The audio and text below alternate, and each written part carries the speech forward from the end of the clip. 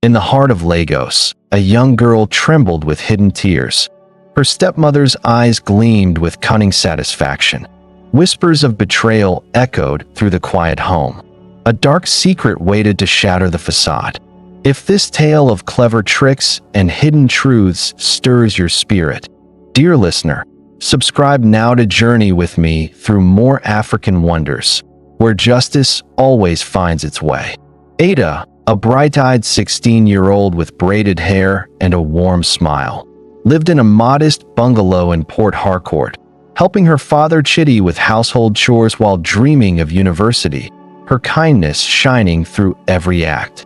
Chidi, a hard-working mechanic with calloused hands and a gentle heart, adored his daughter Ada from his late first wife, often sharing stories of her mother's grace over evening meals of jollof rice. Ngozi, the new stepmother with sharp features and a forced politeness, entered their lives 2 years ago, her ambitious nature hidden behind sweet words, always scheming for more control in the family. Emeka, Ada's younger half-brother from Ngozi, a playful 10-year-old with boundless energy, ran around the compound chasing footballs, unaware of the tensions brewing between the women in his home. The neighborhood buzzed with market vendors selling fresh plantains and okra, children laughing in the streets, while inside the home, family dinners masked underlying resentments, with Ngozi favoring Emeka openly. Ada noticed Ngozi's subtle slights, like assigning her extra tasks while praising Emeka, yet she kept silent, focusing on her studies amid the humid Nigerian evenings filled with generator hums. Chidi, oblivious to the growing divide, worked long hours at his garage, repairing cars under the hot sun, believing his second marriage brought stability to their lively but chaotic household. Beneath the surface of this typical Nigerian family life, a shadow loomed, as Ngozi's envy of Ada's bond with Chidi simmered, hinting at troubles yet to unfold in their shared space. One evening after school, Ada discovered her mother's cherished necklace missing from her drawer, her heart pounding with confusion and grief, suspecting Ngozi's involvement but fearing to accuse without proof. Ngozi, smirking in the kitchen while stirring egusi soup, denied any knowledge when Ada timidly asked, her voice dripping with false concern, "My dear, perhaps you misplaced it yourself. Don't be careless." Chidi, returning home exhausted, dismissed Ada's worries as forgetfulness, hugging her briefly before eating, unaware that Ngozi had hidden the necklace to weaken Ada's spirit and claim more favoritism. Ada's eyes filled with unshed tears as she lay in bed that night, the injustice burning inside, whispering to herself, "Why would she do this? I must find out before it's too late." The next day at the market, Ngozi boasted to friends about her perfect family, her laughter echoing, while Ada trailed behind carrying heavy bags, feeling the weight of unspoken malice growing heavier. Emeka, sensing Ada's sadness, tugged her hand and asked innocently, "Sister, why are you quiet today?" But Ada forced a smile, hiding her turmoil to protect his innocence.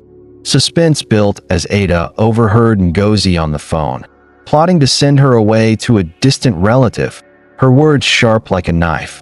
"That girl is too attached. It's time she learns her place." Chidi noticed Ada's withdrawn demeanor during dinner, probing gently, "What's wrong, my child?" But Ngozi interrupted smoothly, diverting attention, leaving Ada isolated in her rising fear and curiosity. Ngozi escalated her tactics the following week, assigning Ada grueling chores like washing all the family's clothes by hand while Emeka played freely, her commands laced with mockery. "Hurry up, lazy girl, or no food for you." Ada's hands blistered from the work, her school performance slipping as exhaustion set in, yet she confided in no one, fearing it would break her father's heart if the family fractured. When Ada confronted Ngozi privately about the extra burdens, the stepmother laughed coldly, saying, "This is your home now. Accept it or leave. I know what's best for everyone here." Chidi, hearing complaints from Ngozi about Ada's attitude, scolded his daughter mildly, believing the lies, which deepened Ada's sense of injustice and isolation in her own home. Emeka tried to help Ada secretly with chores, whispering encouragement, "I'll share my toys with you, sister." But Ngozi caught him and punished both, increasing the household tension. Ada's attempts to search for her necklace led to Ngozi accusing her of snooping, slapping her cheek lightly in feigned anger. "Stay out of my things, you ungrateful child." The suffering mounted as Ngozi withheld Ada's allowance, claiming it for family needs, leaving Ada unable to buy school supplies, her tears hidden under the mosquito net at night. Failed coping saw Ada praying silently for strength, but the obstacles grew, with Ngozi spreading rumors to neighbors that Ada was troublesome, eroding her support outside the home. Ada's emotional struggle intensified when Ngozi forged a letter from school claiming poor grades, showing it to Chidi, who grew disappointed, saying sadly, "Ada, you must try harder. I expected better from you." Complications arose as Ngozi introduced a family rule banning Ada from friends' visits, isolating her further, her voice triumphant, "We don't need outsiders meddling in our affairs."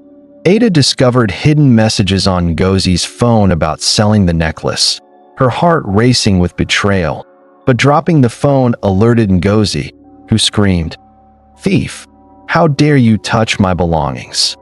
Minor twists unfolded when Emeka overheard the argument and questioned his mother innocently. "Mama, why are you always angry with sister?" forcing Ngozi to mask her fury with fake sweetness. Audience investment grew as Ada's tears flowed freely in solitude, whispering desperately, "I can't take this anymore. Something has to change before I break completely." Chidi's growing distance, influenced by Ngozi's whispers, left Ada feeling abandoned, her pleas falling on deaf ears during a tense family meeting. Suspense heightened with Ngozi planning a trip to visit relatives, hinting at sending Ada away permanently, her eyes glinting with malice as she packed secretly. Emotional depth peaked as Ada clung to memories of her real mother, finding a hidden diary that hinted at past warnings about deceit, stirring hope amid the despair. As the shadows of deceit thicken in this home, wise listener, if your heart aches for Ada's plight, subscribe to weave more threads of justice into your days, for stories like these bind us all. Ada hit her lowest when Chidi, convinced by Ngozi's tears, announced Ada must live with an aunt in Abuja, his voice heavy. "It's for your own good, child, to learn discipline away from distractions." Greatest suffering engulfed Ada as she packed her few belongings, sobs racking her body, feeling utterly alone. "Papa, please believe me, she's lying about everything." Fear gripped Emeka, who clung to Ada crying, "Don't go, sister, who will play with me?" But Ngozi pulled him away harshly, her facade cracking slightly in the chaos. Uncertainty loomed as Ada boarded the bus alone, staring out at the rainy Nigerian landscape, doubting if truth would ever surface, her spirit nearly broken. Empathy swelled for Ada's isolation, miles from home, whispering prayers in the dim light, while Ngozi celebrated back home with a smug dinner. Suspense built with Ada's discovery of a torn page from her mother's diary in her bag, hinting at a secret ally, yet despair dominated her thoughts. Foreshadowing emerged as Ada recalled a neighbor's suspicious glance at Ngozi, suggesting someone knew more, but in her low, hope felt distant. The weight of injustice pressed hardest, Ada curling up in her new room, tears endless, wondering if the turning point would ever come to lift her from this abyss. In Abuja, Ada's Aunt Ezen, a wise nurse with kind eyes, welcomed her warmly, noticing her niece's bruises and sorrow, gently probing. "Tell me everything, my dear, no secrets here." Hidden truth emerged as Ezen revealed she was Ada's mother's best friend, holding letters warning about Ngozi's greedy past, her voice firm. "Your mother suspected this. She left proof for such a day." Secret strength awakened in Ada, reading the letters detailing Ngozi's schemes before marriage, including forged documents, her resolve hardening. I knew it. Now we can fight back. Supernatural help felt human as Ezen connected Ada to a lawyer friend, providing legal aid, shifting momentum with plans to expose the theft and lies. Story shifted toward hope when Ada called Emeka secretly, learning Ngozi's boasts about the necklace, fueling her determination to return and confront.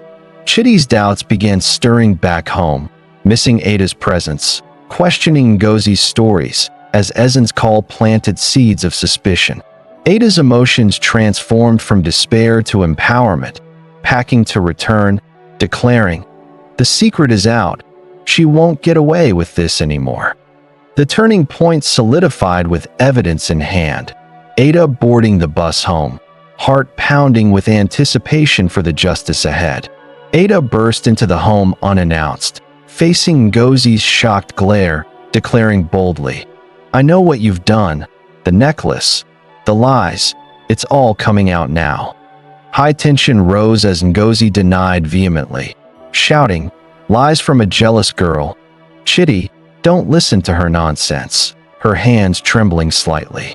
Dialogue escalated when Chidi demanded proof, Ada presenting the letters and diary pages, reading aloud. "See here, Mama warned about her deceitful ways before she passed." Action unfolded as Ngozi lunged for the papers, but Emeka blocked her innocently, crying, "Mama, is it true? Did you hurt sister?" forcing her to falter. Confrontation peaked with neighbors gathering at the noise, Ezen arriving via video call to corroborate, her testimony damning. "I witnessed Ngozi's schemes years ago."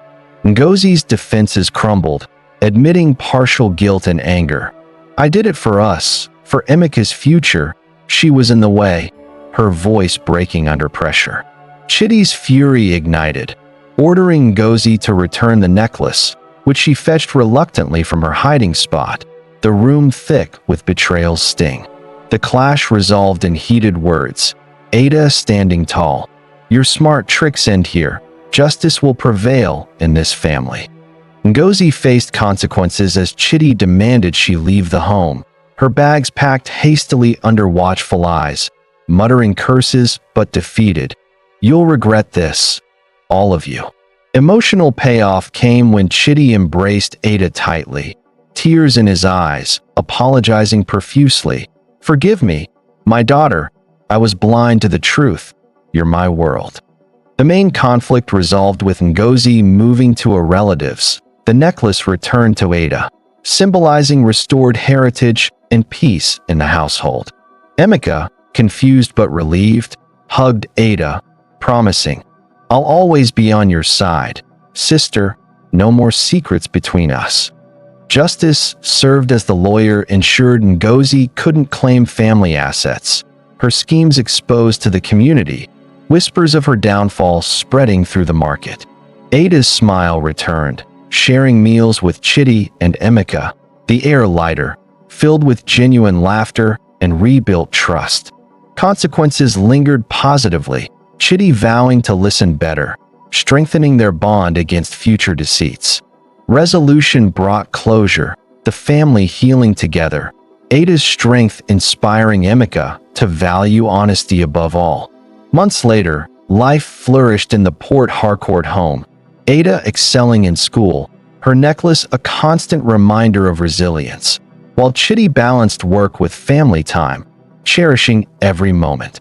Emeka grew more empathetic, helping around the house equally, the siblings bonding over games and stories, the once divided family now united in harmony. Ngozi, living afar, reflected on her actions, sending a regretful letter, but the family moved forward without her shadow, focusing on brighter days. In quiet evenings, Ada shared her mother's tales with Emeka, passing on wisdom about trust and vigilance in relationships. The moral lesson wove subtly. Deceit may seem clever, but truth's light always reveals it, teaching that kindness and honesty build unbreakable homes.